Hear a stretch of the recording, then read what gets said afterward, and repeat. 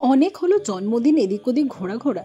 এবার আপনাদের নিয়ে যাব আমি একটা দারুণ জায়গায়, এই পচা গরমে একটু ঠান্ডা ঠান্ডা বরফের অনুভূতি নিতে। তো আমি তো একদম দলবল বেঁধে রেডি হয়ে গেছি যাওয়ার জন্য।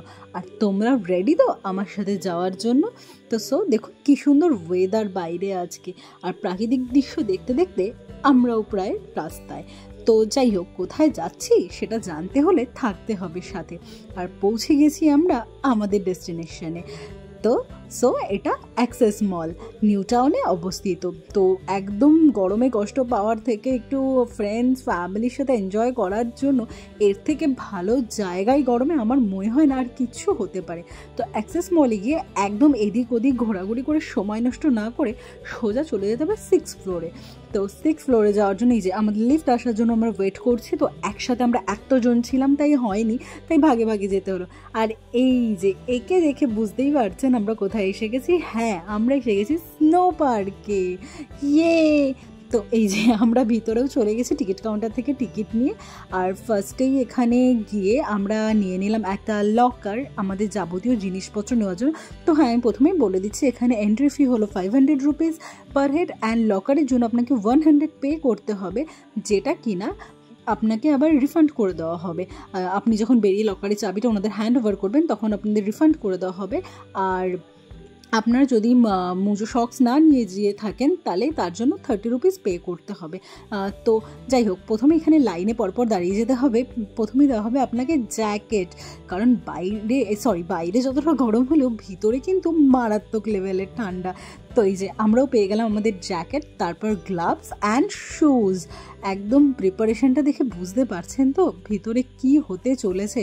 আর এই যে সবাই বসে গেছে একদম রেডি হতে। তো আমরা একদম জ্যাকেট পরে রেডি ভিতরে যাওয়ার জন্য। আমি তো ভীষণ এক্সাইটেড যে ভিতরে গিয়ে কি হতে চলেছে। এতদিন দেখেছি অনেকের ভিডিওতে ফটোতে, কিন্তু ফার্স্ট টাইম নিজে ফিল করব যে ব্যাপারটা কি আসলে। তো এই যে আমরা চলে এসেছি ভেতরে।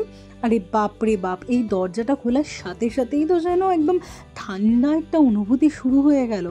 আর এই যে দেখুন চারিদিকে, এখানে কিন্তু দেখে এরকম লাগছে মারাত্মক লেভেলের ঠান্ডা। দেখুন চারিদিকে শুধু সাদা বরফ আর বরফ।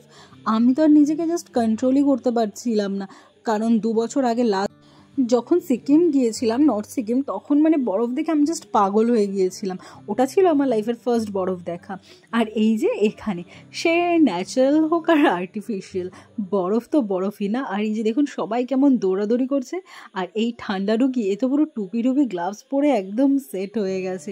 এখানে কিন্তু টেম্পারেচার প্রায় অনেকটাই কম, লাইক -5-6 ডিগ্রি সেলসিয়াসের মধ্যে থাকে। তো এখানে এই যে ইগলু টাইপস করা আছে, আপনি মানে ফটো তোলার জন্য তো নানা রকম জায়গা পাবেন। আর বাবিকে দেখেছেন ঠান্ডায় একদম।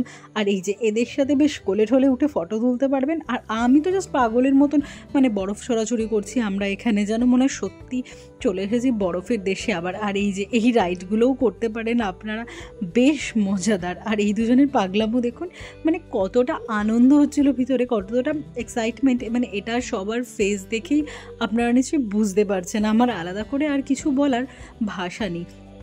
তো যাই হোক, সবার মানে বন্ধুদের সাথে ঘুরতে যেতে ইচ্ছা করছে, কিংবা হলিডে চলছে, বাচ্চা বায়না করছে যে কোথাও একটা যেতে হবে, কি করা যায়। তো একদম সময় নষ্ট না করে কলকাতার নিউ টাউনে এই জায়গাটা কিন্তু আসা যেতেই পারে। আর আমার ফেসটা দেখুন, এই জায়গাগুলো পুরো রেড হয়ে গেছিলো, কারণ আমি এত বরফ ছুঁড়ে মেরেছি উপর দিকে, আর সেগুলো এসে পুরো আমার গালের মধ্যে পড়ছিল। তো যাই হোক, আমাদের পাগলামো কিন্তু চলতেই থাকবে, এটা শেষ হবে না। আর আপনাদের কয়েকটা কথা বলে দিই, অবশ্যই জিন্স একটু মোটা ধরনের পরে যাবেন, কারণ কলকাতায় ঘুরতে যাচ্ছেন শর্টস পরে যাব এই ভাবনা থেকে গেলে কিন্তু শেষ। আর ঠান্ডাটা প্রচণ্ড পরিমাণ পায়ের দিকে ফিল হয় কিছুক্ষণ পর, সেটা মানে অতটা সহ্যনীয়, বাট প্রচণ্ডই ঠান্ডা।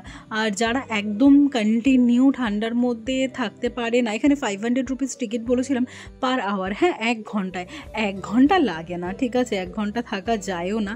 তো যাই হোক, যেমন আমাদের মধ্যে সুমন, দাদা, তিথি অনেকেই কন্টিনিউ মানে পুরো থাকতে পারছিল না, তাই ওরা বারবার একটু ভিতরে যাচ্ছিল, বাইরে যাচ্ছিল, ভিতরে আসছিল, একটু কফি খাচ্ছিল। এইভাবেও আপনারা থাকতে পারেন। আর এখানে চলছে আমাদের নাচানাচি, কি সুন্দর লাইটিং করে দিয়েছে দেখুন। তো আমি জানতাম এখানে একটা স্নোফল হয়, তার জন্যই অপেক্ষা করে আমরা বসেছিলাম যে স্নোফলটা কখন হবে। এখানে একটা আর্টিফিশিয়াল স্নোফল করা হয়। তো আর এখানে বাবিকে দেখুন, বাবিকে দেখে যেন আমার ঠিক মনে হচ্ছিল ছোট্ট জাদু, কই মিলিয়ে আর জাদুর মতো লাগছিল।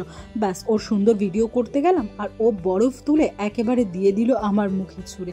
তো যাই হোক, এখন আমরা এখানে অপেক্ষায় আছি স্নোফলের, আর এই যে চালু হয়ে গেছে স্নোফল। বাট ট্রাস্ট মি, এত কিছুর পরে অনেস্ট রিভিউ না দিয়ে পারবো না।